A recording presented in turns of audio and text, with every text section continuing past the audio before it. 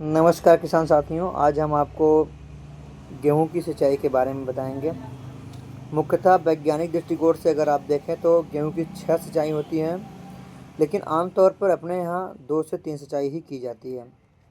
तो गेहूं की पहली सिंचाई बुआई से 20 से 25 दिन के बाद करनी चाहिए, जब जड़ की अवस्था होती है बनने की। तो ये सिंचाई हल्की सिंचाई करनी चाहिए, न कि खूब ज़बरदस्त एकदम बोर की सिंचाई कर दें। इससे जड़ गलने लगता है, गेहूँ सूखने लगने का डर लगता है। ये हल्की सिंचाई होती है। जो पहली सिंचाई होती है 20 से 25 दिन बाद करनी चाहिए। गेहूं की सिंचाई करते समय आप ये विशेष सावधानी करनी चाहिए कि कहीं पानी ज़्यादा ना लगे। हालांकि कोई नुकसान तो नहीं होगा, लेकिन उससे क्या है, गेहूं दब जाएगा, ग्रोथ उसका कम हो जाएगा। और जो दूसरी सिंचाई होती है गेहूं की, ये जो है कि फसल की जब फुटान अवस्था पे होती है। पहली सिंचाई को CRI कहते हैं, मतलब क्राउन रूट इरिगेशन, शीर्ष जड़ बनने की अवधि में। और दूसरा होता है दूसरी अवस्था जो होती है फुटान अवस्था होती है। इस अवस्था में सिंचाई आप 50 से 60 दिन वाली दूसरी सिंचाई जो 50 से 60 दिन की अवस्था में जब फसल हो जाती है तब करते हैं। इसमें क्या होता है कि गेहूँ वही ब्यास निकलता है, फुटान होता है, गेहूँ में कलनों की संख्या वही बढ़ती है, तब उसको नमी की अत्यंत आवश्यकता होती है। लेकिन लोग उस समय पानी नहीं देते हैं, कहते हैं कि चलेंगे जब बाली निकलने लगी तब पानी देंगे। ये गलत बात है। जब उस पर आप उस समय आप फुटान अवस्था में आप सिंचाई करेंगे तो उसमें गेहूं को पर्याप्त नमी मिलेगा। जब पर्याप्त नमी मिलेगा तो कलनों की संख्या अत्यधिक बढ़ेगी। ये दूसरी सिंचाई होगी। आप 50 से 60 दिन के अंतराल पे आप कर सकते हैं दूसरी सिंचाई। सबसे अंतिम और महत्वपूर्ण सिंचाई होती है अपने यहाँ जो तीसरी सिंचाई होती है, वो 75 से 80 दिन की अवस्था में होती है। ये अवस्था तब होती है जब पौधों में बालियाँ निकलनी वही आरंभ होती हैं, जिसको गर्भावस्था कहते हैं। बालियाँ मुंह में आ जाती हैं, अंदर से निकलने की कोशिश करती हैं, उसी अवस्था में सिंचाई की जाती है। ये भी सिंचाई हल्की तौर पे की जाती है, बहुत भारी नहीं जाती है, क्योंकि अगर ज़्यादा सिंचाई करने से गेहूं के गिरने का डर रहता है, क्योंकि उस वक्त हवा भी चलने लगता है और हवा चलने से गेहूं के गिरने की संभावना ज़्यादा होती है। तो आप हल्की सिंचाई, मध्यम सिंचाई करिएगा, हल्की भी नहीं, मध्यम सिंचाई करिएगा। ये उस अवस्था में होता है जब बालियाँ निकलने लगती है। इस सिंचाई करने के बाद आपको कोई सिंचाई की फिर विशेष आवश्यकता नहीं होगी, क्योंकि जब बालियाँ निकलने लगती हैं सिंचाई कर देंगे उस वक्त तो आप बालियाँ निकल जाएंगी। उतने ही नमी, पर्याप्त नमी में बालियाँ पकने भी लगेंगी, जिससे आपके दाने में वज़न भी आ जाएगा, दाना भरपूर आ जाएगा, उससे कोई दिक्कत नहीं होगा। तो ये 3 सिंचाई की आवश्यकता होती है मुख्य रूप से, और तीनों ही बहुत ही इम्पोर्टेंट सिंचाई होती हैं। ये होगी सिंचाई के बाद। अब हम आते हैं खाद डालने की अवस्था में।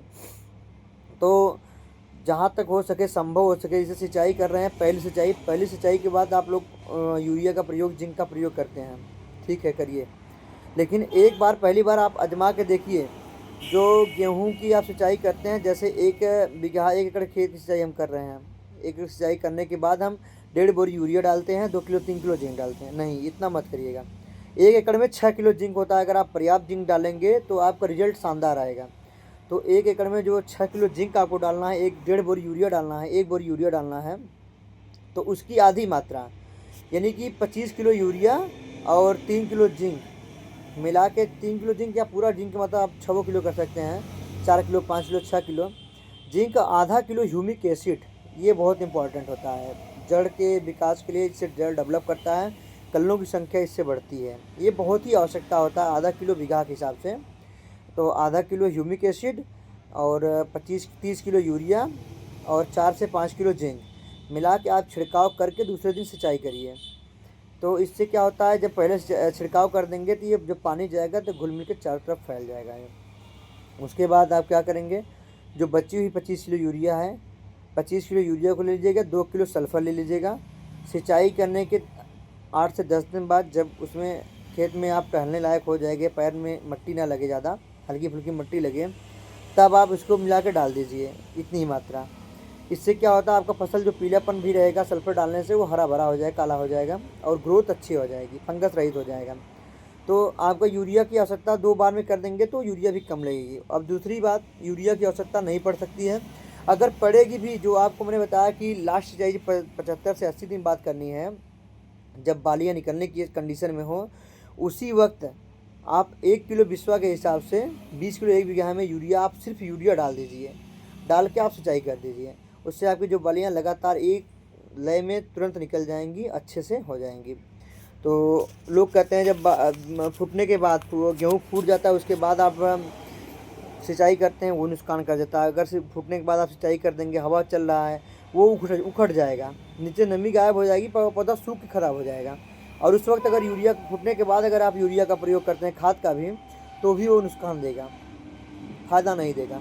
इसलिए 70 से 75 दिन, 75 से 80 दिन के अंतराल में लास्ट सिंचाई बाली निकलने से पहले 1 किलो यूरिया टॉप ड्रेसिंग प्रति विस्वा के हिसाब से और सिंचाई कर देनी चाहिए। इससे आपका जो भी निकलेगा बाली वगैरह सब दाने वगैरह शानदार निकलेंगे, कोई इसमें दिक्कत नहीं होगा। उसके बाद आप हार्वेस्टिंग कर लीजिएगा, कोई दिक्कत नहीं आएगा।